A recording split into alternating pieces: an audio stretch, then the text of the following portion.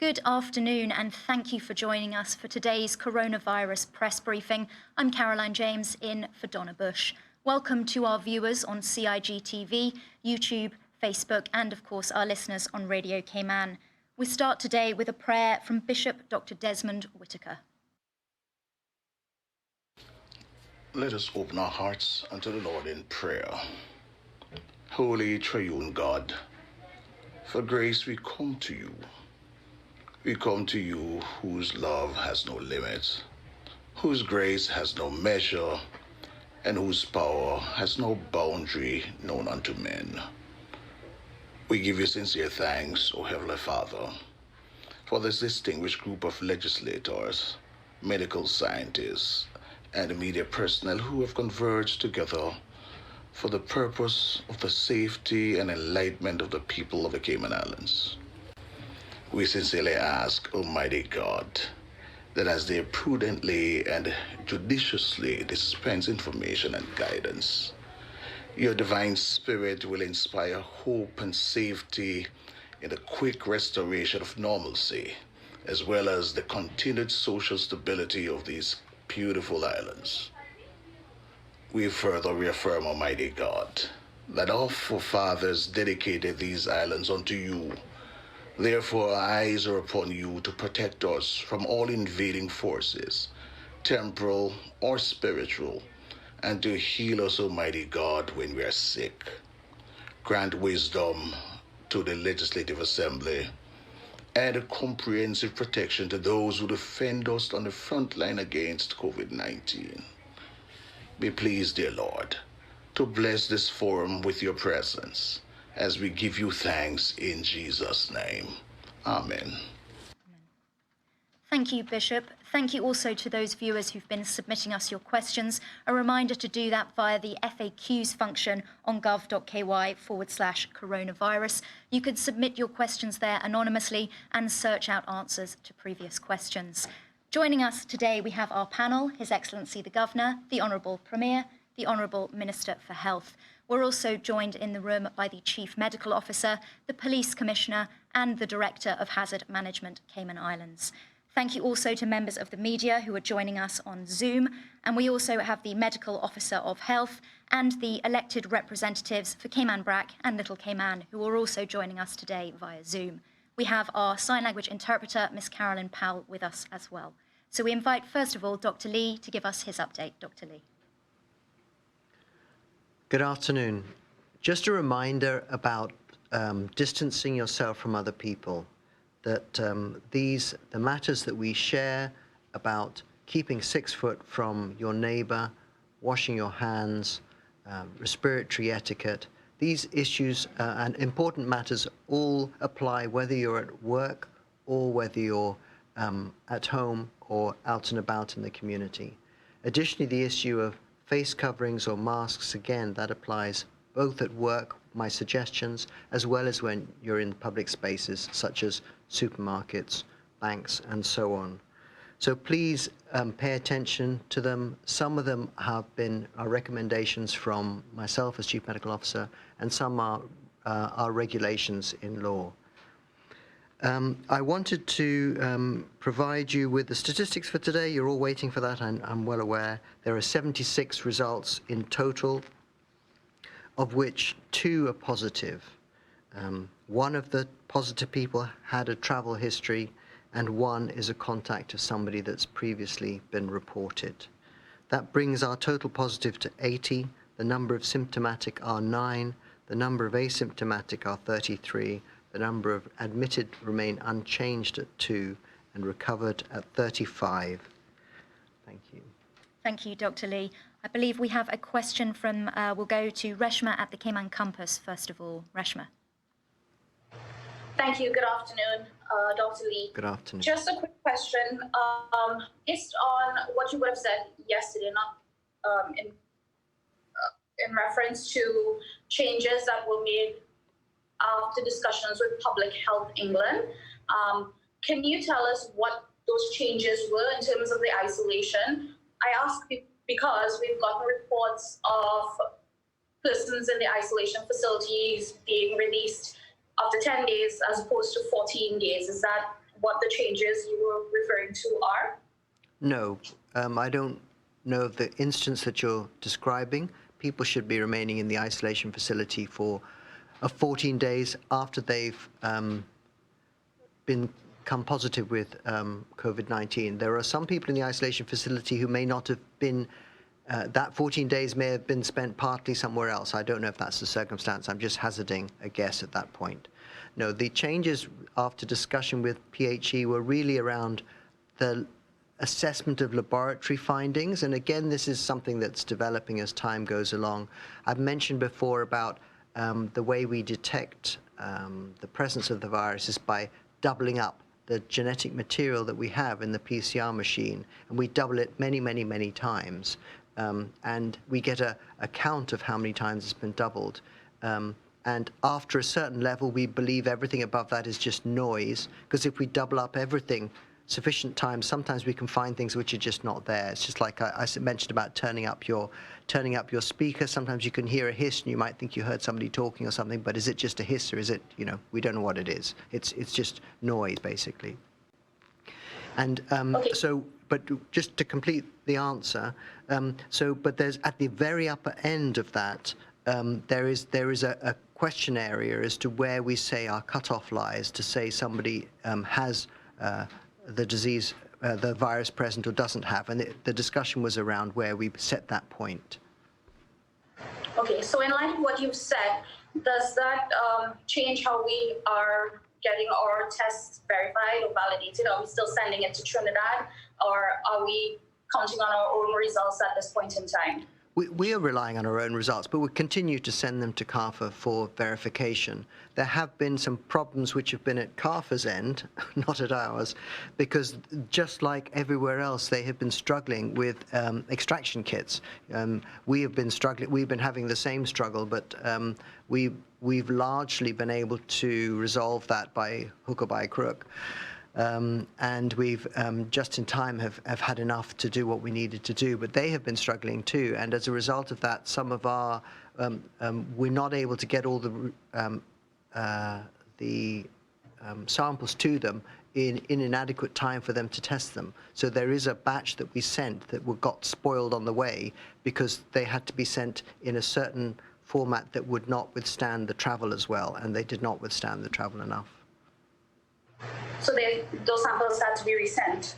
I guess they were resent. I'm not absolutely sure. I'd have to check with the labs, but they would need to have been resent, yes. But we're continuing to send them. CARPHA are trying to change their process. They said they're getting more extraction kits themselves, in which case we can send them the samples that are easy for us to send. I'm sorry, it's a bit technical, but so they're easing up at their end, which will help us greatly. Okay, great. Thank you for that explanation. I just wanted to also ask you, in terms of the screening tests, how far have we gotten in terms of testing our frontline health workers and the emergency responders?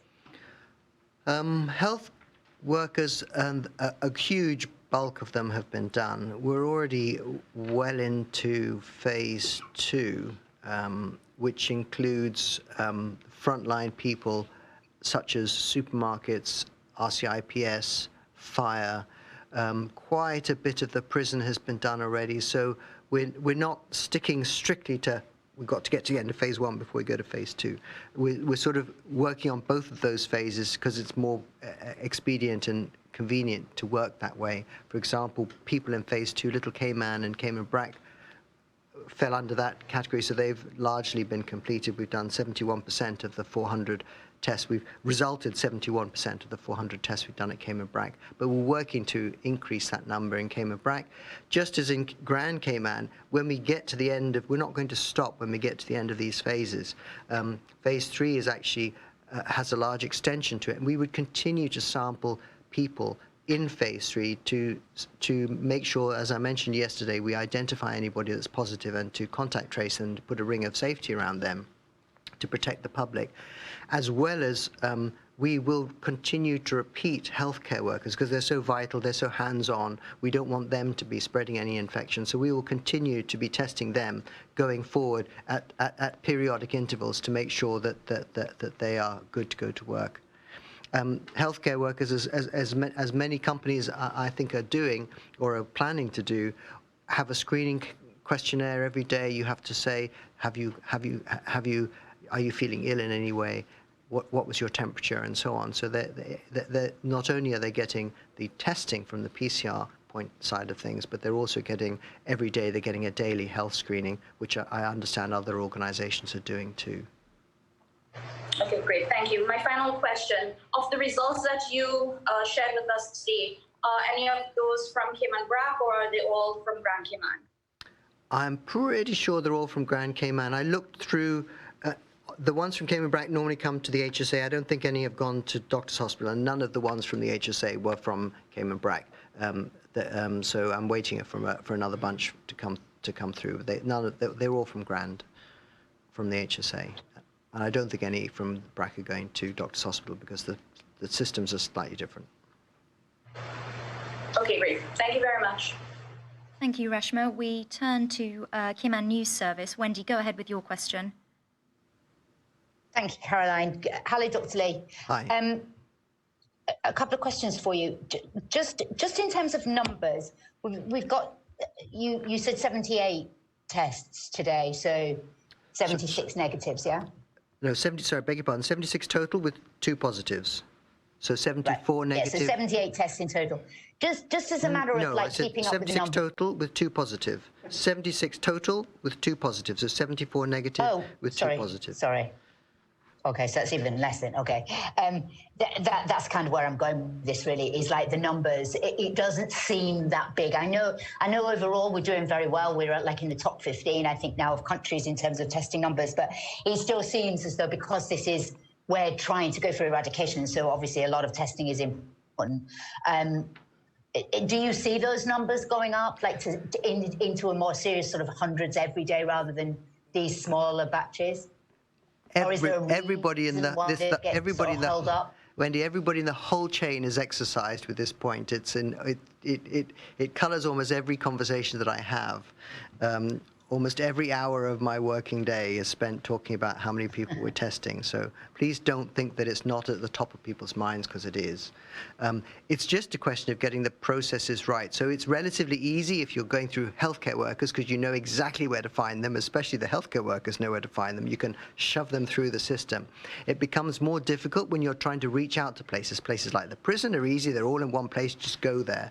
But then when you're expecting people to turn up, a lot of people just haven't turned up, and you have to try and understand why they didn't turn up and to make sure it doesn't happen the next day and to overbook the next day in order that you can get the numbers through. So I understand we want that number to be in the hundreds every day. We really, really do, and that's what we're working to achieve, and a lot of people are really trying hard to get to where we were like on Monday when we reported basically 300 on each of 2 days. Okay, so it is a case of now, because you're now shifting from government frontline workers to more sort of disparate private sector frontline workers. Yes, it's that you're finding it harder to track them down. Yeah, more difficult to drag them in, yeah. Also, another question regarding Wendy, can I just tell you about that? So for the bigger companies, the plan would be to actually go to the companies, but we're trying to think of ways of how to get to people as well as we can. Okay, so for example, you might decide to go to a supermarket. Absolutely. Test the workers if they've got a nice, like a boardroom, which many of them do, if we can go to the boardroom, set up there and get people to come through, that's a much more efficient way of trying to drag them, to a hospital. Okay, so that's a case of organising that with the management. Yep. Okay, on the screening samples, once you do start getting tests, and obviously we had 2 positives the other day that are frontline workers of some kind. What kind of a challenge does that present for your tracing team, given that obviously you can trace their contacts in terms of family and close friends that they may have encountered, but if it's a frontline worker who may have literally encountered hundreds of people during the course of their job, in the course of a day, how are you going about that? I think it's no different. It's no different to what we've been experiencing, all the weeks that we've been contact tracing for this or for any other condition, really, because you get a lot of people who have an awful lot of contact. We've mentioned, I've probably mentioned, but some of the contacts that we have discussed in the past have been related to hotel workers or to other such people where there are a lot of contacts, and it's I don't think it's any different now. But the criteria are that you need to be within a certain distance of people for over 15 minutes, and so that automatically reduces the number of people that you have to talk to.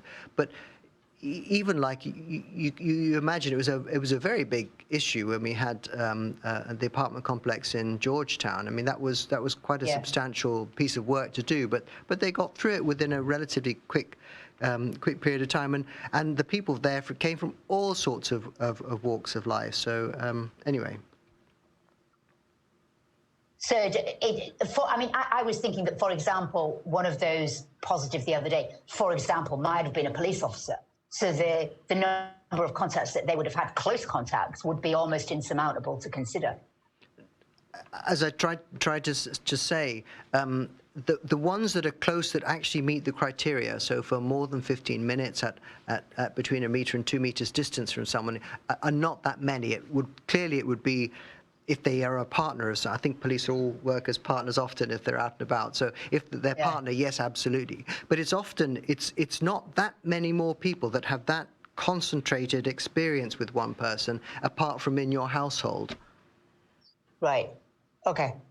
Because they're often just fleeting. If you walk past somebody and you have a brief interaction, it's a matter of gauging the risk, but it's not considered to be risky enough to do anything about it, and you have to give up at some point when you're contact tracing. Yeah, that's what I was thinking, because it must become a sort of it's never ending. It's a balanced risk assessment. That's the nature of this particular issue. Right. Okay, thank you. I appreciate that. That's quite helpful. One small thing, which is really about equipment. It came up. Somebody brought it up actually in the general questions, but also we've seen that there's now a PPE register. We bought a lot of equipment in the wake of the Ebola problem, which we obviously never used. Do we still have all that, or has that just been sucked into the normal? I know we bought a tent and things like that. We spent about $1 million, if I remember rightly. If I'm correct, well, I don't know the details of that. I'm not the right person to answer. I know that some of the PPE that was stored from Ebola has been, has carried forward and has been usable between then and now, and certainly now, should we need it. I know there was a tent, but I know that some of the things, I think it was discussed that a field hospital would be bought. That was about to be bought, but wasn't actually purchased at the time of Ebola. But I'm not the best person, because I was not in this role at that time, so I'm not the best person to answer that. Okay, cool. Don't worry, I can send an email. Thank you. Appreciate that. That's all my questions. Thanks, Wendy. I think we have one from Radio Cayman, April. Hi, Dr. Lee. This question is actually pretty simple, but I had a bunch of kids ask me to ask this of you. They're it must concerned, be important, they then. Wondered, of course it is. They wondered if the test or collecting the samples hurts, and they wanted you to address that for them. Pain is very difficult to talk about. I'm sure you may know that I used to be a pain specialist, still registered as a pain specialist, and it really is depends on the individual. So some people, and this is the same whether it be an insect bite or a bruise on the knee or a sprain, will find something. Their experience of it will be very severe, whereas others will seem to bounce back and not be troubled by it.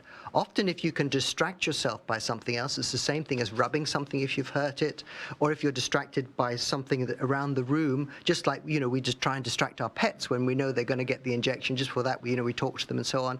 Not very different with anybody. It doesn't matter whether you're a kid or an adult. If you can distract yourself with something, that can often help too.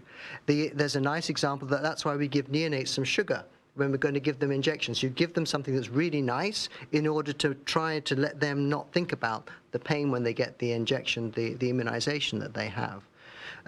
So it's difficult to be categorical about whether the sample is going to hurt or it's not going to hurt. I think it's fair to say it's uncomfortable, but some people will breeze through it and some people won't like it very much. Thanks, sir. I think that helps answer it. Great, thank you very much. Before we move on from Dr. Lee, we have a question from the public about mask etiquette. People are concerned that it's wasteful to throw away the disposable masks, and they're wondering if there's anything that can be done to sanitize them that will actually fight the virus. Can they leave them in the sun? Can they use cleaning equipment? Will that work?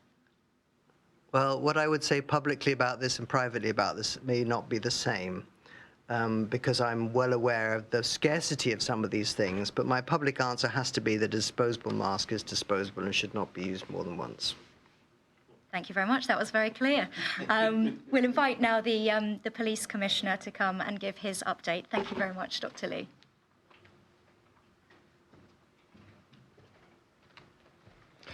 Good afternoon. I'm pleased to report that the crime situation remains quite stable. A small number of crimes have occurred, and there are some gang tensions emerging in the West Bay Policing District, which manifested in a reported shooting last night. No persons were injured. It also resulted in a serious assault involving the use of a machete this morning, resulting in a serious hand injury and one person brought to hospital and currently detained. Investigations into both incidents are progressing well. One arrest has been made, and it is expected that a second arrest will be made in the coming days. A small number of burglaries have been reported over the past week. This situation merely highlights that crime has not gone away, but has significantly reduced over the past 6 weeks. And that said, it's almost certain crime will re-emerge as we move through the remainder of the year. But I must restate that the crime situation is quite stable, and in general terms, everything is calm. The hard curfew for the most part continues to operate well on Grand Cayman. You will be aware that the hard curfew on Little Cayman was revoked earlier this week, and today there's been some further advancement, and we'll make an announcement about an easing of restrictions in Cayman Brac. That said, I do have a lot of concern around the operations and the interpretation by some persons of the shelter-in-place regulations or the soft curfew in Grand Cayman. Supermarkets, banks, gas stations, pharmacies and money transfer bureaus are all operating well. They are well controlled and well managed, with social distancing protocols being observed.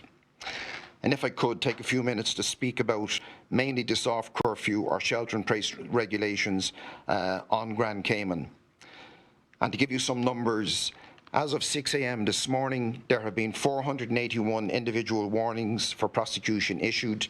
This is broken down: 298 breaches of hard curfew, 184 breaches of soft curfew. Additionally, between the 15th and the 23rd of April, there were 110 tickets for violations issued. So in total, 592 breaches of curfew, and there are some additional tickets in the system not included in these figures. In the last 7 days, there have been 34 incidents involving breach of curfew, resulting in warnings for prosecution being issued to 63 individuals. These were located in Georgetown 17, West Bay 8, Bodentown 2, East End 3, Northside 1. And just a sample of the incidents: 8 incidents where people have broken hard curfew by either swimming, fishing or snorkeling. The most serious incident was on the 4th of May when a group of 6 individuals were caught snorkeling in the West Bay district. 2 incidents where persons broke curfew by operating a business without permit or exemption. There was an incident on the 5th of May on Shedden Road, Georgetown, where our officers found a man running a barber shop with 3 customers sitting close beside each other inside.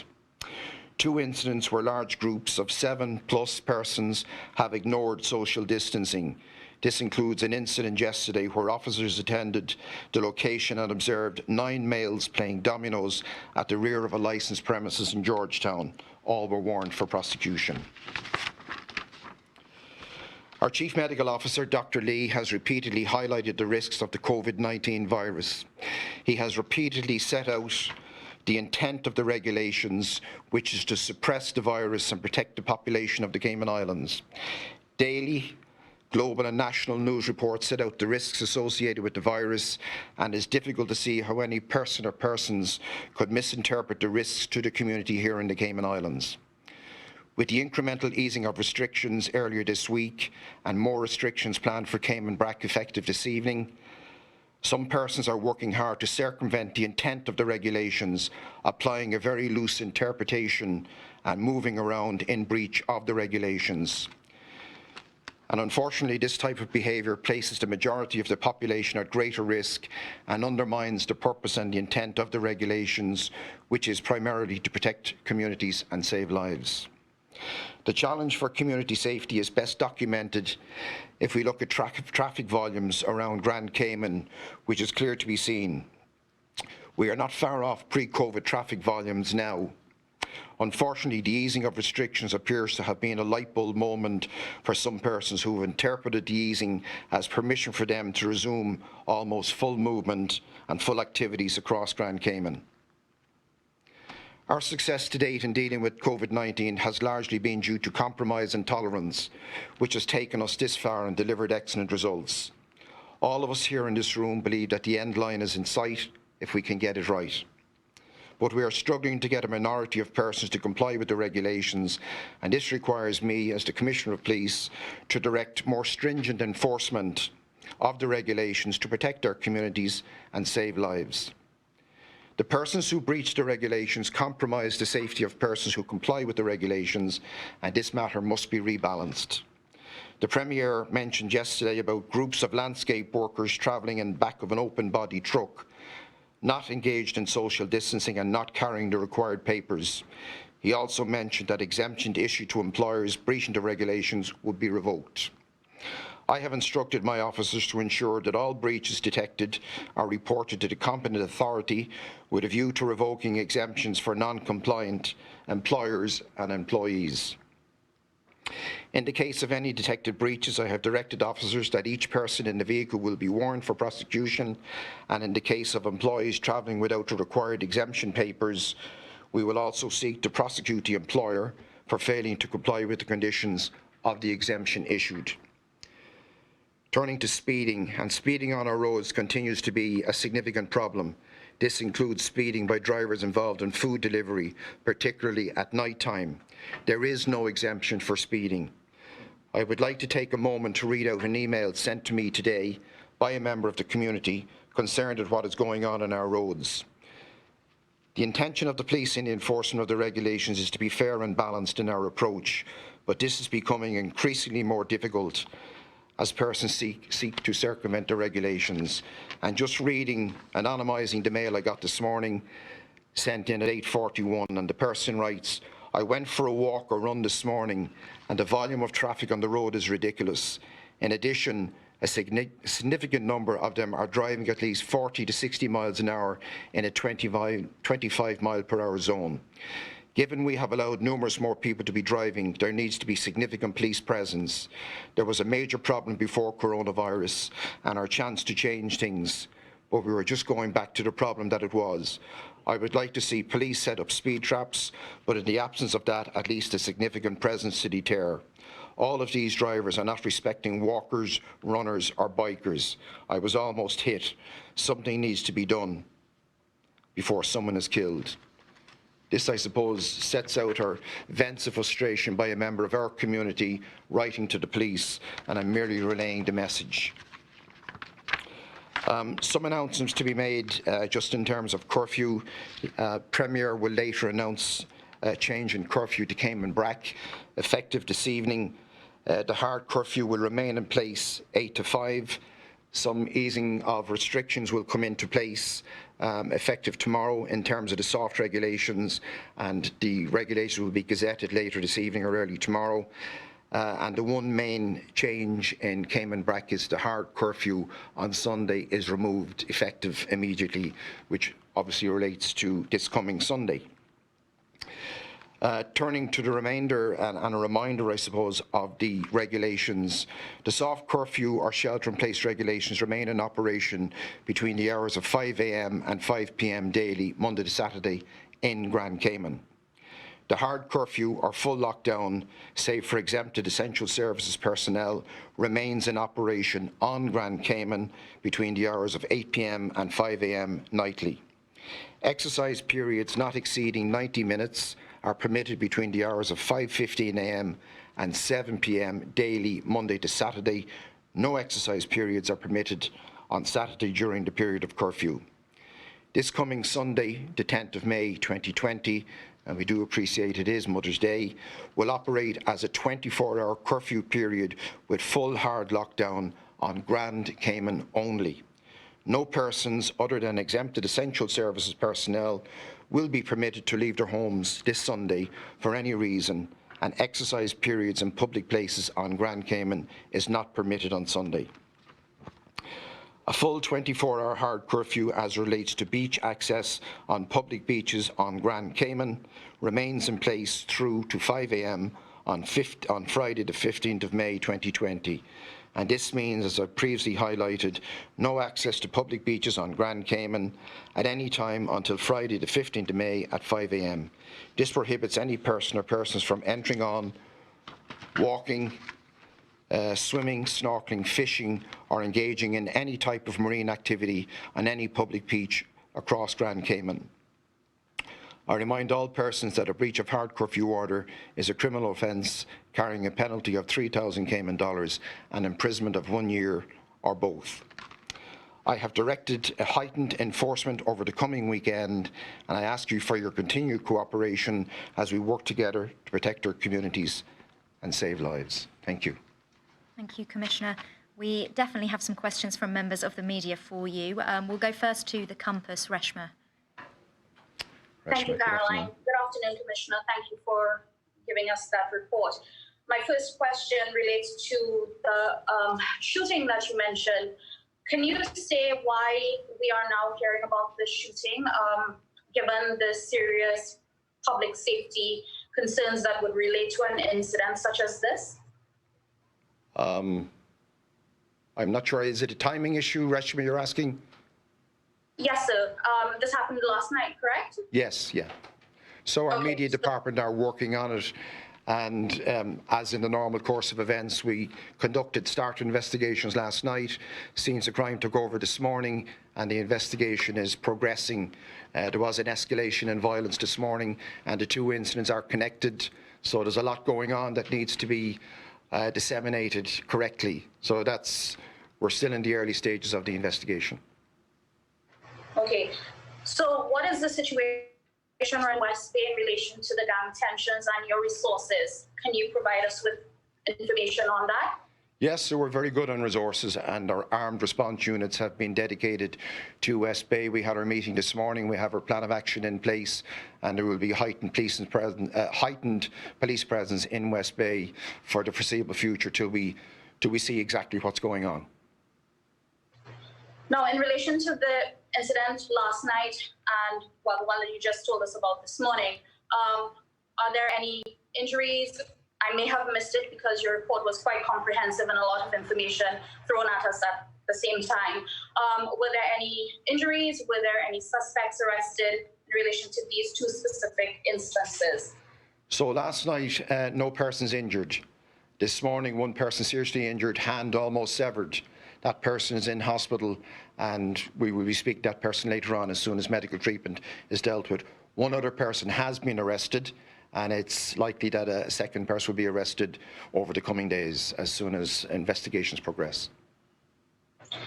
Now, as you expect, a lot of residents would be concerned by the nature of these violent incidents. What message would you give to them, in particular those living in West Bay, following these incidents?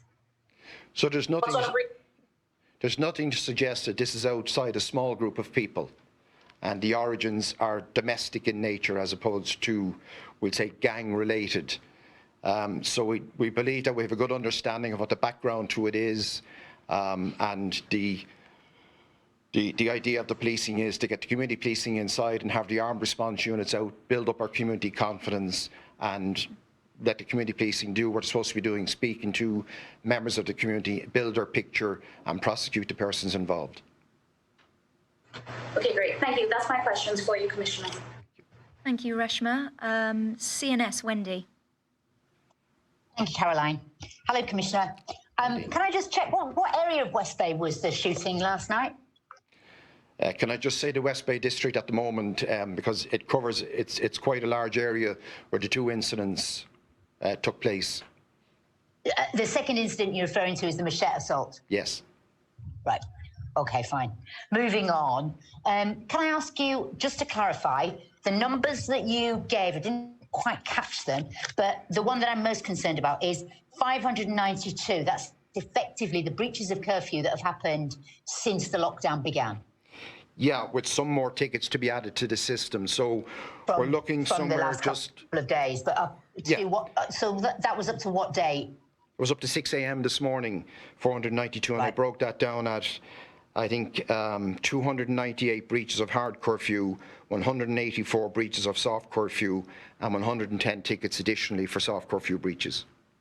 Right, yeah, that's it. That makes sense. Okay, can I ask you, how's the situation going on the quality control? Because if you remember that one of the last times we spoke, it was about the people were suggesting they were getting tickets that they felt had happened unfairly, and you said that there was definitely going to be quality control. So can you give us an idea of how many tickets have been rejected? I don't have the number rejected at the moment, because what we're doing is the quality control office is up and running. They are getting all the files, quality controlling them, and every file is going to the Director of Public Prosecutions, one way or the other. So we make our recommendation. So if we look at the file and we believe there's insufficient evidence, we are still sending it, because that was the agreement at the outset of the process. So what's that quality control doing then? Quality control is checking the statements, making sure we have the proper statements. We're looking at the issues that were raised by yourselves and others, people saying they were going for food and yet they were issued with a ticket because it had been interpreted if you didn't go A to K or L to Z, you could be prosecuted. So we're looking at, we started off in a chaotic environment and it took a while to interpret the regulations, and tickets were issued that should not have been issued. So the quality control is flagging those issues before they go to the director, and the director will make the final decision. Okay, so they're going to flag up, or we think this might be, okay. Oh, sorry about that, I was just writing that, just making notes there. Sorry, I've got one other for you. We had some concerns about people worried about whether it was true or not, but the car thefts, or at least parts, people stealing car parts. Did you have a surge of that? No, definitely not, Wendy. I know that question had been asked there. I think it came to my office there a while ago, and I did review it. Nothing apparent. Okay, great. And the other one was, have any mail trucks been ticketed yet? The Roads Traffic Division, and I think I said that a couple of weeks back, had been looking. So the only ones on the road up until earlier this week were dealing with the airport, and there have been at least 2 prosecutions against drivers of those trucks. Okay, I think I'm just checking. Yeah. Oh, yes. Finally, is there any chance of getting some numbers of the commercial burglaries that have taken place since the lockdown? Yeah, there are. I can get them, but I don't have them with me at the moment, I'm afraid. Yeah. If I can get them, that would be great. Yeah. Thank you. Yeah. That's all my questions. Thank you very much, Commissioner Byrne. Thank you to members of the media. We'll turn now to the Honourable Premier. Thank you, Carlin. Hello, everyone. I just want to pick up on the traffic situation that the Commissioner mentioned before I go into my substantive bit. It is very worrying. We've now put back some 6,000 plus persons back into the workforce, back into circulation, and there's a notable increase in the traffic. But the speeding is really a major problem. I'm not sure where people are going at 50 and 60 miles an hour at 6 o'clock in the morning. I had a couple cross me this morning around that time, and they had to be doing 60 miles an hour. There is a significant increase in the number of people who are out walking, running, cycling, which is a good thing. And I really plead with motorists to be more careful, to take more time, and to try not to alarm, let alone injure persons who are out exercising. I also want to make an appeal to cyclists to ride on the correct side of the road, which is the left side of the road, not the right side of the road. If a driver is exiting a driveway or a roadway, he or she is not looking for oncoming traffic from the left, and you are likely to get seriously injured or killed. It is a very, very common practice here, not limited to COVID-19. It's a pet peeve of mine for many, many years. This is really the first time I've had the opportunity to talk about it, but it is. I crossed 3 last night when I was going home, all riding on the wrong side of the road. That is the right side of the road. Very, very dangerous.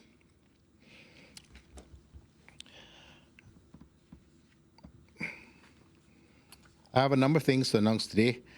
The Commissioner has mentioned the situation with the curfew for Cayman Brac, so I'll start there. I think that's probably the highlight of today's press conference. I am pleased to announce that Cabinet has today, just this afternoon, and hence the reason for the delay, passed, in the start of the conference, passed the Prevention, Control and Suppression of COVID-19 Cayman Brac Regulations 2020. These regulations will come into effect this evening, 7th of May, once gazetted, and will expire on the 31st of May 2020. They will repeal and replace the provisions in the current Prevention, Control and Suppression of COVID-19 regulations as they relate to Cayman Brac. The suppression level in Cayman Brac is now to be lowered to level 3. Little Cayman is quite close to level 2, and Grand Cayman remains at level 4.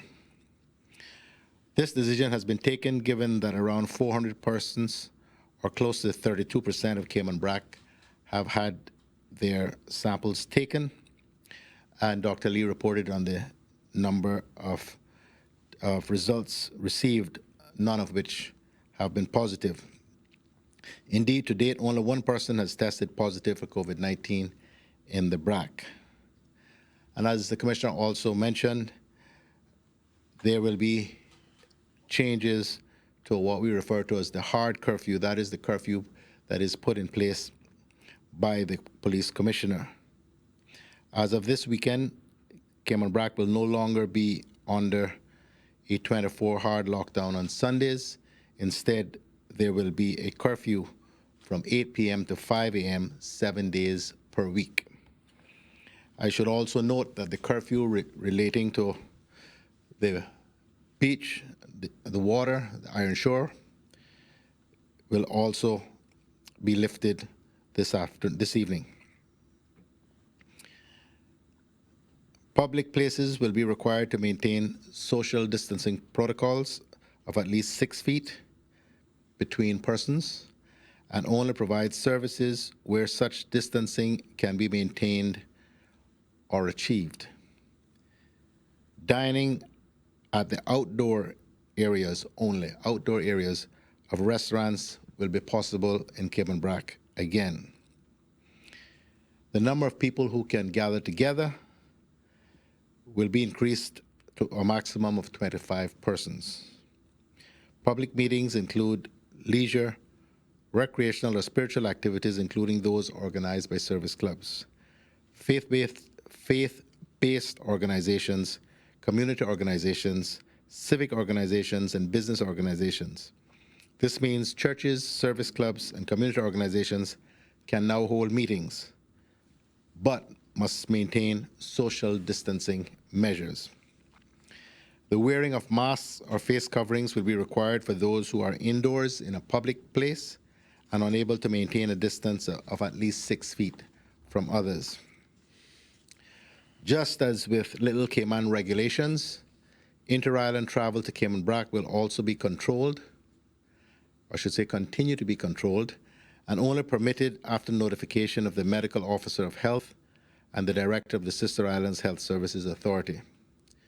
So in practical terms, if you reside in Grand Cayman and wish to travel to Cayman Brac, you'll be required to be isolated for a period of 2 weeks at a location specified by the medical officer of health. Following that, you will then be tested for COVID-19 and must receive a negative test for the virus in order to be allowed to travel to the BRAC. Upon receiving the negative result, you must travel immediately and directly to the airport by a person assigned by the medical officer of health. These measures are designed to limit the potential importation of new cases of COVID-19 to Cayman Brac. We have decided that bars will remain closed in Cayman Brac until at least 50% of the population has tested negative for COVID-19, or the expiration of the new regulations, whichever comes first. It is our desire to see the testing continue, and we believe that at 50% of the population, we will have a very good idea of what the situation is in the BRAC with respect to the virus. Civil servants, unless designated as essential workers, will be required to continue to work remotely from home. We are also maintaining the restrictions on visitations to residential home care facilities. And perhaps for many Brackers, the most important news, fishing and boating is now allowed generally, subject to there being a limit of 2 persons per vessel. I know that will be very welcome news for the people of Cayman Brac. We have with us by Zoom the Minister, the Deputy Premier, the Honourable Moses Kirkconnell, and the Minister for Education and other things, the Honourable Juliana O'Connelly, who are available to comment and to answer questions if those arise with respect to the Cayman Brac regs and the lifting of the curfew.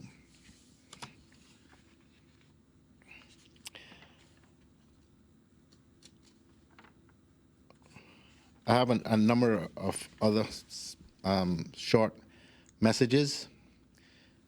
We are all aware of the tremendous efforts and hard work that has been ongoing for several weeks to contain the virus from spreading in these islands, and I'm pleased to say that hard work is paying dividends. Aside from the robust policies that have been in place, a great deal of our success is due to the dedication, professionalism, and commitment of the many people who are working on our front lines.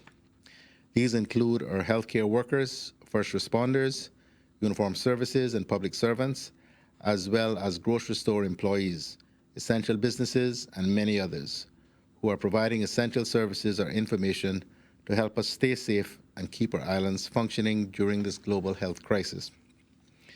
It is important that we take the time to recognize all of our frontline and essential workers and let them know that their hard work and sacrifices are certainly appreciated. Starting tomorrow and every Friday following, Radio Cayman is dedicating a portion of its Talk Today show to our frontline workers. I'd like to invite the public to call into Radio Cayman between 1:30 p.m. and 2 p.m. tomorrow to say thank you to their family members and friends for the contribution they are making on the front lines, or even to talk about the positive experiences and interactions they've had with frontline workers. The number to call is 1-800-534-8255 or 949-8037. 1-800-534-8255 or 949-8037. I'm sure your calls will give everyone on the front lines a tremendous boost and will help them to remain motivated. So please do take advantage of this opportunity if you can. I should just say quickly as well that DVDL, the Department of Vehicle and Driver's Licenses, is up and running, and the vehicle renewals are going very, very well, averaging over 275 a day. Those of you who might see NRA workers back on the road, yes, NRA has had a number of testing of tests done of its staff and that of Island Paving Limited, and NRA is back at work on the road. And as always, we have to deal with some false rumors. So there is one today that that is being circulated claiming that government is issuing free laptops. So today, the Minister of Education, Youth, Sports, Agriculture and Lands advises that there is no truth behind a message being circulated amongst the community which claims that the Cayman Islands government is giving away free laptops to youth. The chain text message encourages persons to share to their friend circles for an opportunity to register or be qualified for a free laptop. This is completely false. The public is reminded that the trusted and reliable source for all government-related news, updates, and information is the official government media platforms such as CIGTV, Radio Cayman, www.gov.ky, or on Facebook at Cayman Gov and Twitter at Cayman Government. And I want to finish with a shout out to my dear aunt, Treva Trezza, on her 81st birthday today. She's the last remaining sibling of my late father, and I know she will be blushing and smiling very much that I wished her a happy birthday by this means. Thank you, Your Excellency. Okay, thank you very much, and let me add my own birthday wishes to your aunt, Premier. So two more positives today, and again, we're now really into this sort of extensive frontline screening program, which is, I think, is really important for us, and then allows us to isolate, trace, and track contacts and prevent further spread, and all of that consistent with suppression and elimination of the virus. I know that we are asking an awful lot of you, and I am really grateful to the great majority of people who are following all our guidance correctly. But I do want to underline that I am very concerned by some of the things the Police Commissioner said, and would really ask the small minority that is not following the guidance to really comply with this on behalf of all of us in our community. Great news as well about Cayman Brac and following sort of Little Cayman earlier this week. It does, of course, mean we have to underline that we are still in a new normal. So although we're easing the restrictions, the social distancing, the basic hygiene, the staying at home as much as possible still applies as we try and protect everyone in our community. But I do think we can say, we can be hopeful and have confidence that our plan to gradually ease restrictions on Grand Cayman is still on track. And over time, we'll be able to move from our current level 4 high suppression to level 3 moderate suppression, opening up much more of our local economy. I just want to say a quick word about the border, because I think this is the biggest risk that we face, our international border. Until there is a vaccine, or until we're able to test people very quickly, either before they arrive or when they arrive here. And a vaccine still remains a long way off. This immunity testing, which the science is still not clear that is going to arrive soon. And we're being offered every day sort of rapid tests for COVID-19, but none of those are approved at the moment. So don't offer us a way forward at the moment. But I do know that people are concerned about the prospect of our borders being closed for the next 3 or 4 months. But it is the reality that we face in these extraordinary times that we are living in. And obviously, we will keep the science and the technology under close review. But the scale of international travel that we were all used to pre-COVID is unlikely to return for a very long time. And that is just the reality that we all need to live with at the present time. An announcement on evacuation flights. So a reminder that there remains a flight to Canada on the 22nd of May, being organised by Nicole Poirier, and we've put details out of how you can contact Nicole There are still some seats available on that flight, and there are no other flights planned for Canada at the moment. So if you are considering or need to go to Canada, do think seriously about taking that opportunity. Pleased to say that Dominican Republic flight is now confirmed for the 17th of May. We'll confirm how you can book on that tomorrow, so no need to contact the travel helpline today. The Miami flight that I mentioned is also confirmed, but we haven't got a date yet, and we hope to have that tomorrow. I just want to say a quick word about an article that appeared in Compass yesterday, which I felt was somewhat unbalanced. I think I have to say that. This was about the question of social distancing on the BA Air Bridge. I do understand why people, of course, are concerned about this, but I do think we have to recognise that effective 2-metre social distancing on an aircraft is actually not practical. And airline representatives have commented in the media in recent days that social distancing on an aircraft is impossible to implement effectively. If we were to do that on a flight, say to the UK, you would probably need 24 seats for every 4 passengers. And clearly, travel just becomes impractical on that basis. So I do think there is an element of risk for individuals, and individuals have to consider what they're willing to take on when travelling on these evacuation flights. And they are emergency evacuation flights. But I do think that this debate needs to be a little bit more balanced than it was in the press. Thank you. Thank you. Minister. Thank you, Caroline. Good afternoon, everyone. Grand Cayman, Little Cayman, and Cayman Brac, and our Caymanian diaspora listening. Congrats to Little Cayman and Cayman Brac. Still, please be careful.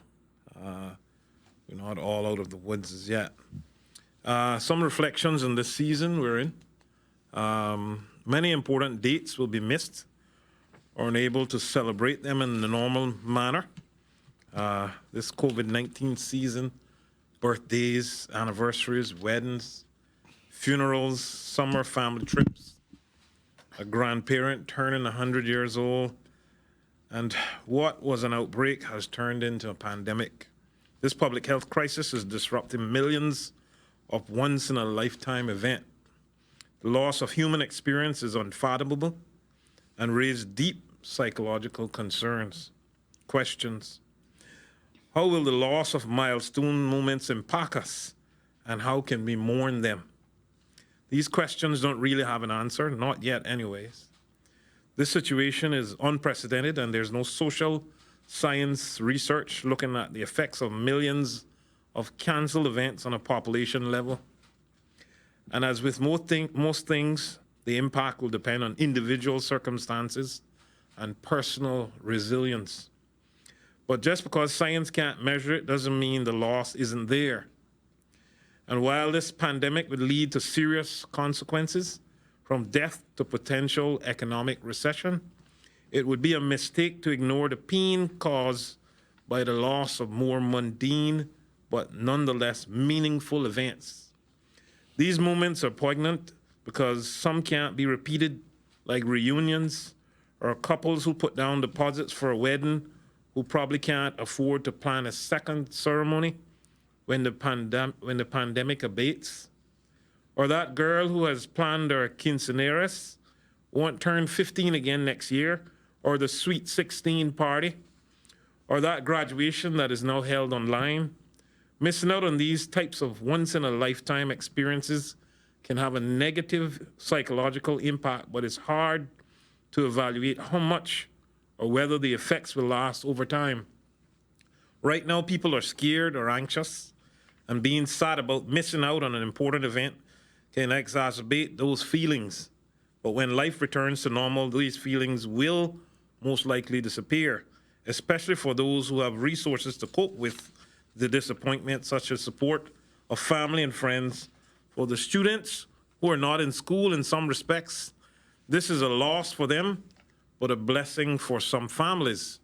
Sons and daughters who have struggled to adjust to college at first, who had just started making friends and socialize a bit, and then something like this happens. you could say, at a pivotal point in their social development. It's cut off their home. There is a real cost there, and it's painful to them.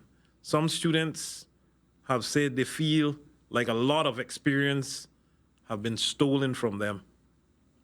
It may be a long time before researchers quantify the loss of human experience that this event has wrought. And even then, it will be an imperfect measure. But in the meantime, there may be ways to turn this pandemic into an opportunity to make meaningful memories that can soften the blow of those missed milestones. This is going to bring us closer to the people who mean most to us. And for a lot of us, I think any crisis has a clarifying effect about what really matters and what does not. And I think this crisis is likely to provide that clarity. I pray this was helpful. Please call the mental health hotline of 1-800-534-MIND or 6463. That's 1-800-534-6463. Today's scripture is from Psalm 61:1. Hear my cry, O God, listen to my prayer. From the ends of the earth I call to you. I call as my heart grows faint. Lead me to the rock that is higher than I. For you have been my refuge, a strong tower against the foe. I long to dwell in your tent forever and take refuge in the shelter of your wings. For you have heard my woes. O God, you have given me the heritage of those who fear your name. Amen. The Lord add a blessing to the reading of this holy word. Today's shout out goes to Pastor Alison Ebanks, also Reverend Rohan Forrester. Happy birthday to you. Christopher Clark, Parliamentary Page, happy birthday to you. Also, happy sweet 16th birthday to Rhonda Wood. And last but not least, Mr. Joseph Harmon Ebanks, born May 7th, 1924. Winning Catboat Award winner and builder, and founding member of the West Bay Presbyterian Church, and the only living member. We wish you a happy 96th birthday.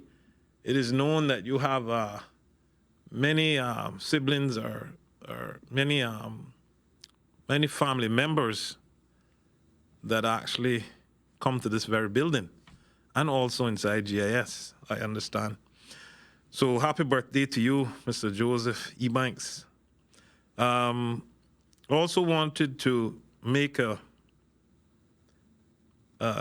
observation on when food was delivered to me. The person who delivered the food had no mask, had no gloves, and it was quite uncomfortable. And I can't understand why the organization that it was, which is a large organization, is not doing better to inform their staff members or have better protocols in place before these persons leave out, or they leave out and take it off. I'm not sure.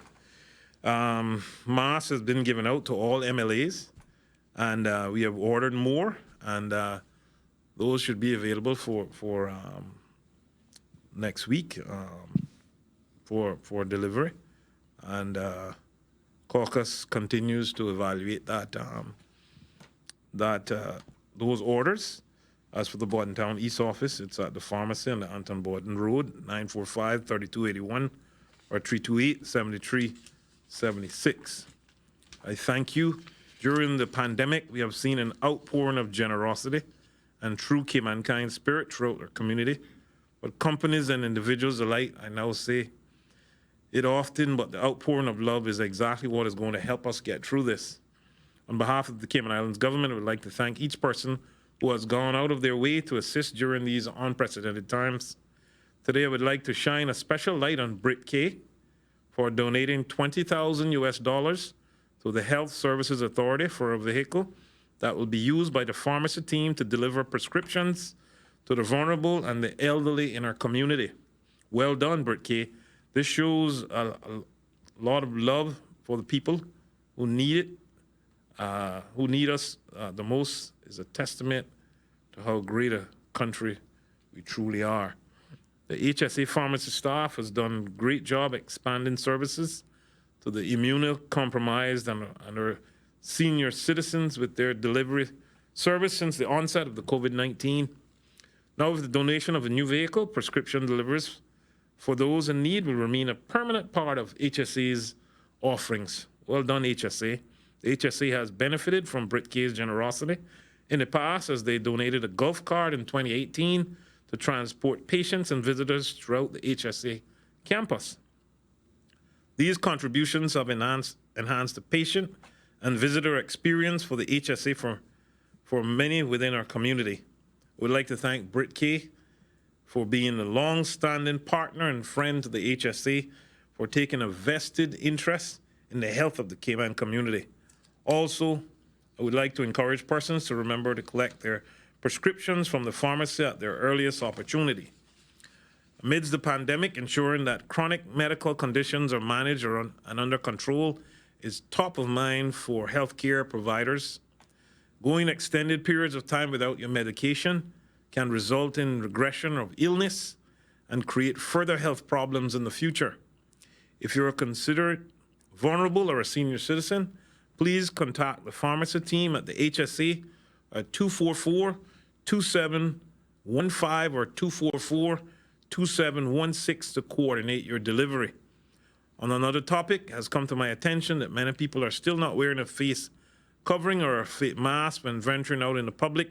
I know we have ventured into strange new territories, but we want you to protect yourselves as best you can. In the beginning of this outbreak, the global community did not fully understand the virus. Frankly, there are still unanswered questions about the virus, but those answers will come in time and through research. However, today, and for some weeks, it is the consensus of health officials worldwide that wearing face coverings in public is effective in reducing the spread of the coronavirus. Locally, you may have seen some businesses strongly encourage customers to cover their faces, as this is simply another form of protection against the coronavirus. While it has taken some getting used to, wearing a face covering in public also shows community solidarity, that we are respecting each other and keeping each other safe. As you know, as an advocate for wearing the mask from early on again, today I am encouraging everyone who's going into public spaces to wear face masks. If you do not yet have a mask, you can wear any kind of face covering. It could be as simple as a bandana. There are several places who are now making masks more readily available, but you can also make your own. My team has prepared guidance on making your own masks and was released several weeks ago. You can find a guidance on the website www.gov.ky/coronavirus. Simply search for masks in the search bar. I encourage you to look there and make your own and make it a family activity at home together. The Red Cross is still working with several volunteers, continuing making masks for the frontline workers, the cost of which government is funding. Additionally, we have been handing out masks for the last few weeks to many essential workers and recently to members of the Legislative Assembly for distribution in their constituency. I want to remind you all again to continue to practice proper hand washing, hygiene, and when in public spaces, please stay 6 feet apart, because wearing of masks or face covering alone is not the answer. All of these measures must be practiced together to be effective. Please stay home as much as you can and remember to keep your errands to a minimum unless absolutely necessary. Thank you and God bless. Thank you, Minister Seymour. Yes. Before we head back to the media, a question's come in for the Honourable Premier from a number of our viewers from Cayman Brac. They're asking, sir, if you could please clarify if the alphabet restrictions still remain in place on the Brac. No, it doesn't. From the regs, that has been lifted. Just let me check before I mislead people, but I'm fairly certain that I'm correct about that.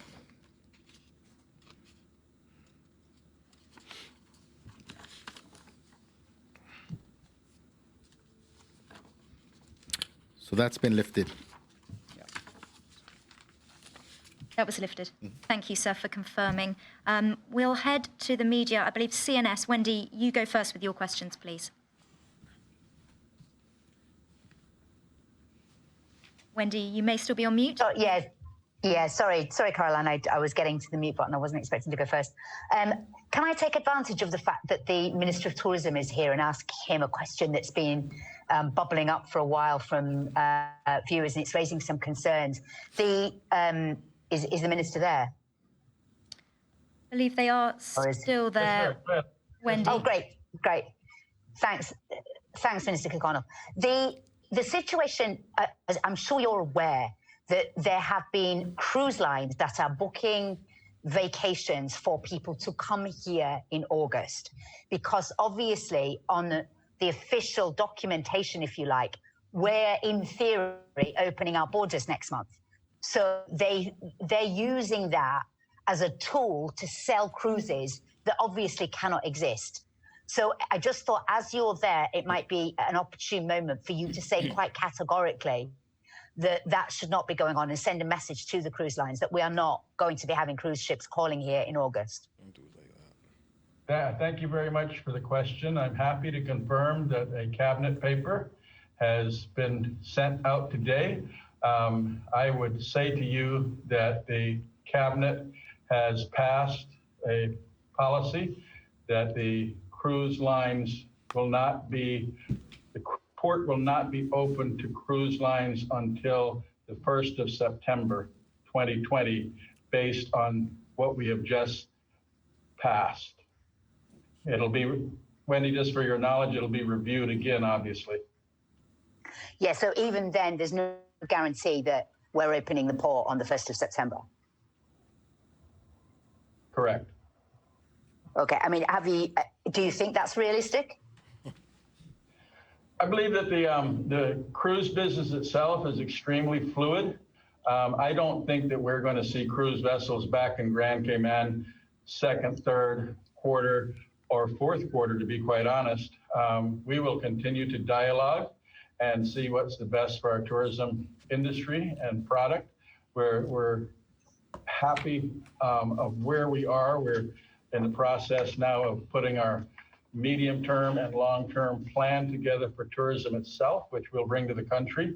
And we'll have a good go-forward plan that will involve the total package of incentives, skill set, training, education, and what the opportunity is for us as a small island nation to continue to lead this region. Okay, thank you. My other question is regarding the situation with the masks for the minister. He was speaking about it yesterday, I think, when he said it wasn't a political move. And he said that he's given, I think it's around about 1,000 to each of the MLAs, depending on the size of their constituencies. But obviously, there is the concern that it is political, because the MLAs themselves are obviously, they only have a limited amount, so they're tending to give them to the people that are their supporters or the people that they know. So can he clarify why the masks have simply not been distributed at, say, supermarkets, for example? I think the supermarket should be getting their own. What we're doing is just one measure to try to help with the community. Who knows the constituencies better? Before, we had 6 constituencies, and now we have 19 because of the single member constituency.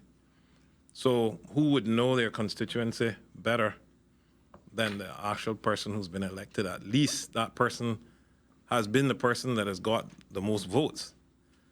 But we didn't leave it at that. We also extended it to any community person who called to say they wanted masks to hand out. We also gave that to them. Of course, that became a problem, because that then became political. But in essence, the elected member from each constituency would be the person who would get the bulk of masks for each constituency. As we see it, it's only one effort. There are many other efforts going on with masks being handed out in the community. We have the Red Cross, and I think Danielle can speak also to this effort. Yes, just to confirm, Wendy, there are a number of different efforts. So yes, as the Minister says, the MLAs is one effort, but of course we are distributing them through the Red Cross. We've got the community police officers as well distributing them to the individuals. We may well be working with supermarkets, but one of the things we're concerned about is, again, people getting more than one, so just trying to get delivered to the houses, but we're also working with our CERT teams, which are our community emergency response teams, and they too will be distributing. So we're just trying to find as many mechanisms as possible to get the masks out there to the public. Thank you. This is a public health. Thanks, Dan. This is a public health effort.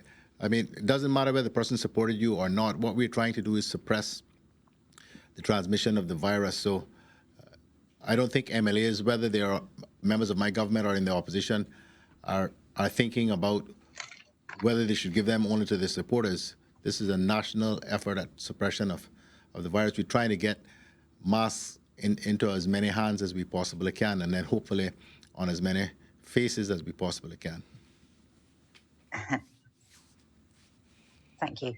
And also just one bit of clarification, which goes back to the question of tennis. We've had a lot of people raising the issue because the Premier said, I think maybe on Friday, that people in private stratas could play tennis. And now they've been told by their stratas that the stratas have been told by curfew time that they can't. So can we just get some clarity on, can people play tennis? Given the social distance, you have to social distance to play tennis. No, I think you introduced strata into the question. I didn't say anything about strata. I said if you had a private tennis court on your property, then by all means, you and your husband, you and your wife, your children, whatever, can play. I didn't use strata at all. Very, very so in careful. other words, As you know, I'm very careful with words. Okay, so in other words, the strata tennis courts are remaining shut. Right. Okay, thank you. You should see the look the commissioner just gave me. Thank you, Wendy. We'll move to Reshma at the campus now. Reshma. I'll be complicating my life more. Thank you, Caroline. My question goes to the Deputy Premier in relation to today's announcement. What has the response been like from those on the sister islands in terms of the lockdown? And I'm sure you're probably being bombarded like I am with questions. Can we go fishing now, or do we have to wait until the regulations are published? But what has the conduct of the curfew restrictions there been like on the sister islands? How have they been coping? Reshma, thank you very much for the question. We've seen a tremendous effort by the frontline people all the way through from start to finish.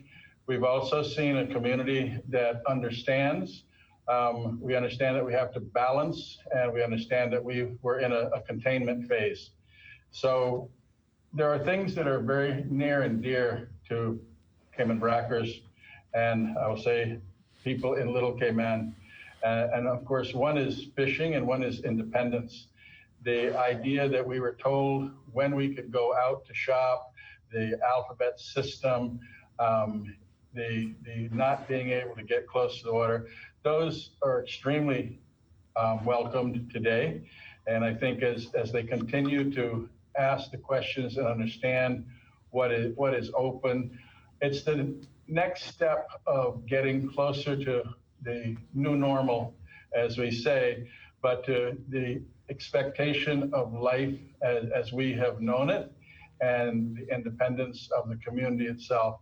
So we're thrilled that we have been able to come this far. We clearly understand the reason that we've come this far has been because of the hard work of people on the front line and the discipline of the community. And we'll continue to work that way. But I want to make sure that it's clearly understood that this is a balance, the social distancing, the working together, the making sure that you aren't making it easier to spread this virus. Minister O'Connor-Connolly might have a couple words as well on the community. Yeah. That work, Bill?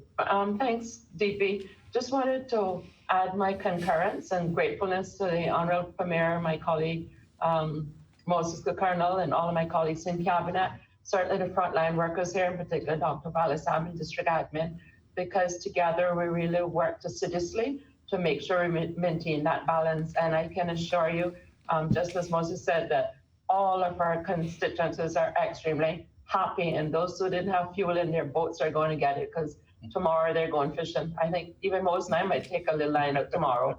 We're very grateful for it. And it didn't come without long nights and hard working. And again, I really, really sincerely want to thank the Honourable Premier for his understanding, and the Governor that, you know, we're 90 miles away, but we have an elderly community. Our demographics are different, so we understand the balance. And I also want to thank the Commissioner, please, for the good work that he has been doing. Moses and I are extremely grateful and wish to convey our gratitude to him. But I can say there'll be jubilation with our constituency tonight, and a lot of relief as well. Can I put in an early order for fish? I think you can. Cargo is still operating. Thank you Thank you much, both of you. Now, Minister O'Connell, I just want to go back to a point that you made about that cabinet paper. We asked the Premier about that earlier this week. So it's been confirmed that both the seaports and the airports are going to be closed from September 1st, because you only mentioned ports. Yes. Freshman, that is correct. The actual cabinet paper has August 31st on it, 11:59. So the first time, based on the cabinet paper, the first time they would be opened would be September 1st. Of course, and that's subject to. That is the airport and the cargo port. The airport and cruise business at the cargo port. Okay, great. Thank you.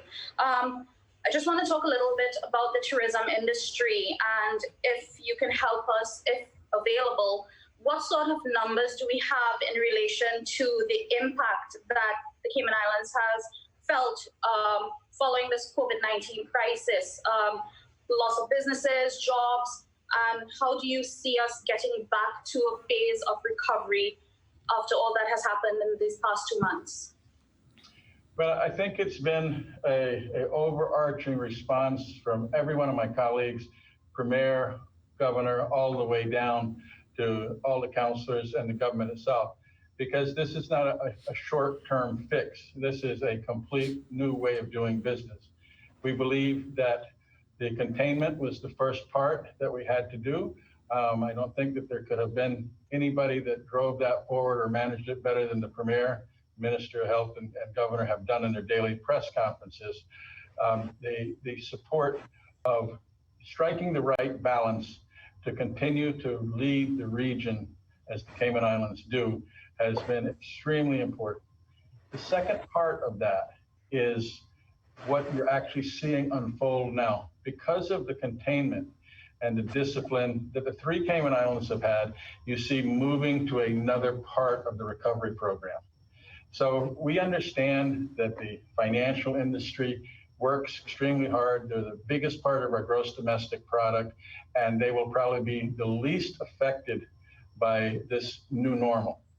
We also, by example, have shown that getting the local economy back going is extremely important, and that will come online. Construction is still vibrant and strong in Cayman. Construction companies want to get back online and work. We want them online because of what it's going to do for the domestic economy and the jobs itself.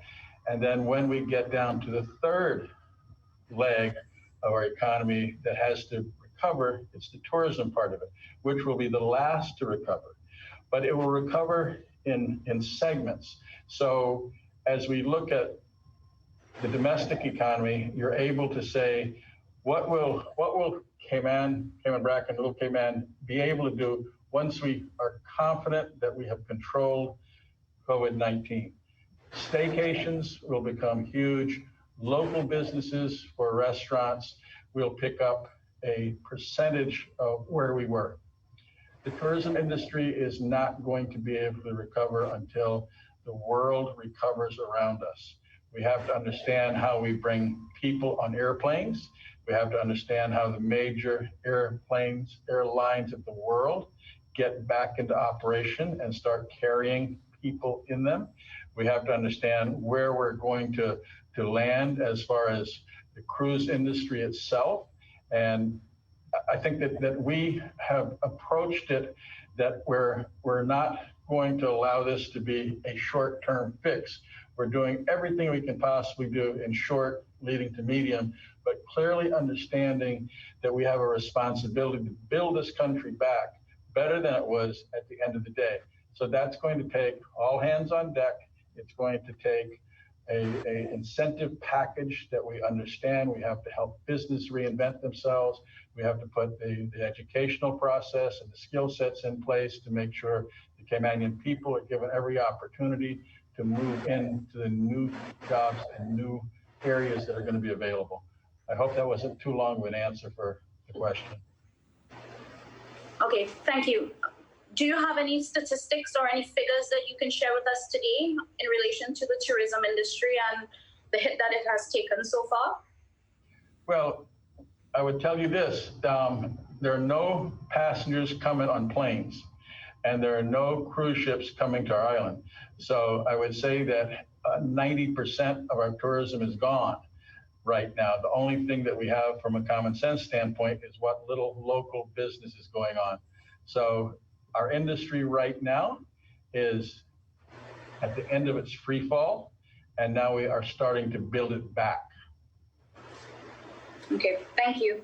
I'm going to move on to a couple quick questions for the Premier and if possible, the Governor. My first question relates to a couple of comments that I've gotten from essential workers and mobile mechanics encountering problems with being able to go to work, the essential workers being unable to go to work because of their car problems, and are asking if government would consider allowing mobile mechanics an opportunity to perform their services during the shelter-in-place periods. Is this something you are prepared to consider, Premier? If they are mobile mechanics, we will definitely consider that. And of course, the other issue is around them being able to get parts, which has been a consideration. So if we have a proposal which allows curbside delivery of parts or delivery to your door, coupled with applications by truly mobile mechanics, then I think that is something that we can accommodate in the current shelter-in-place arrangements. But I should say that we are hoping that in relatively short order, we'll be able, results permitting, to move to the next stage, which I would anticipate would allow garages to reopen. I'm hoping that's not too long away from now. Okay, great, thank you. Since you touched on that, that leads me into my next question.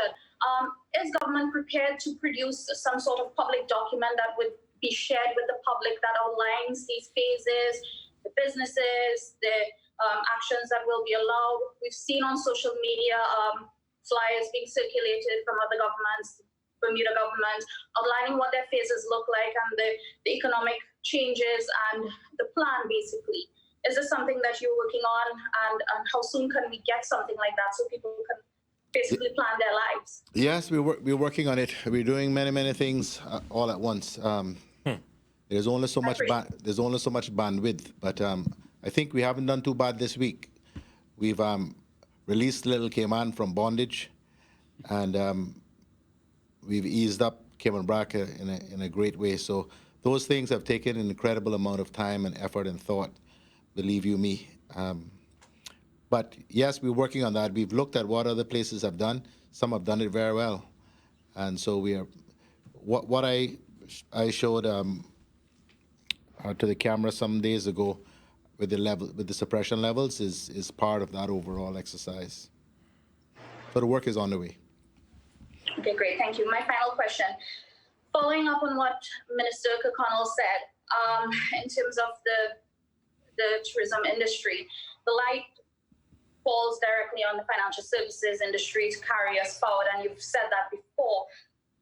Can you say what or how far we've gotten along in addressing the European Union blacklist and the implications that that has for us, since we're going to be so heavily reliant on the financial services industry to take us through the storm. Have we made any progress in terms of getting us off that list so that we can really not worry that our financial services is under a dark cloud as well as we try to navigate the COVID-19 crisis? Yes, even amid the COVID-19 pandemic, that is a source of major worry and concern to us and me in particular. I am very worried about that. We absolutely must come off that list in October. If not, I think there will be some dire consequences to follow, which we must avoid at pretty much all costs. You would have seen a number of pieces of legislation, of bills that have been published from the Financial Services Ministry, dealing with a range of things from virtual assets across the board. Almost all of those are dealing with aspects of concerns that were flagged up with respect to both the FATF and CFATF situation, as well as the EU blacklisting. So yes, work is proceeding apace with respect to that as well. Okay, great. Thank So you. we'll have to have a meeting. We'll have to have a meeting of the House probably sometime later this month to consider those bills. Okay, great. Thank you very much. That's it from me today. We'll go just before we wrap up to the Kimanian Times. Ralph. Good afternoon, and the panel, and thank you for your presentations. I have two questions, one for the Premier, one for the Deputy Premier. But in the interest of time, I leave the one for the Premier until tomorrow. Good afternoon. Thank you, Ralph. Good afternoon, Deputy Premier, Mr. O'Connell, and it's good to see you once again. I've visited Cayman Brac a number of times, where we've had conversations over there, and I always enjoyed the tranquility of the island. And on a positive note, do you see any opportunities for us to expand domestic tourism into Cayman Brac and Little Cayman, especially after we've gone through these compression phases? And in light of the state of the economy and travel in the future for our residents, do you think that there's an opportunity for Grand Cayman residents to visit sister islands in higher numbers? Thanks, Ralph, for the question. Good to see you too. We absolutely believe that. Minister O'Connell and I were actually brainstorming before the conference started about the opportunities that we have. We have to get through this period of we're opening up a little bit ahead of Grand Cayman. So we have to make sure that when we open for domestic tourism, that we don't have the balance off, that the COVID is still being tested positive in Grand Cayman. So Little Cayman and Cayman Brac are extremely good destinations for Caymanians to come. We certainly enjoy each other when they're here interacting. Quite a few Caymanians have already bought homes here, and with the advent of Airbnb, they put them back in the market. The Alexander opened up and is certainly available for domestic market. The Cayman Brac Beach Resort is looking at the advertising they need to do in the market. So as soon as we can get rid of this awful coronavirus, we believe there's a tremendous opportunity with the domestic travel, especially what will be available for Cayman Brac and Little Cayman. And I have to say that stay vacations are going to be something that people also look at in the eastern districts of Grand Cayman. Thank you very much. And that's it for me for today. Great. Thank you very much. Thank you to the media. Thank you to the Deputy Premier and the Education Minister for joining us today. Any closing thoughts from the panel? I just have one. I know I had announced that I was going to have the Minister of Finance on to talk about the financial position of the Cayman Islands government, as well as our economic plan going forward. But we just have not been able to get it done this week. As I said earlier, the bandwidth just was not big enough to accommodate all of those various things. But he will be on next week. We just need to take some time ourselves to make sure that we're all on the same page with a view to the steps forward as we try to navigate the next few months and continue to put the Cayman Islands government and the Cayman people in the best possible position we can, given the constraints under which we are operating. But sometime next week. Thank you, sir. I think we'll leave it there for today. Thank you very much for joining us this afternoon. A reminder, as the Premier announced, tomorrow is Frontline Friday. Remember to call Radio Cayman between 1:30 and 2 o'clock and say thank you to those frontline staff, uniformed officers, grocery workers for the work they've been doing during this time. We'll see you tomorrow for the next update. Remember to stay tuned for the latest world and regional statistics.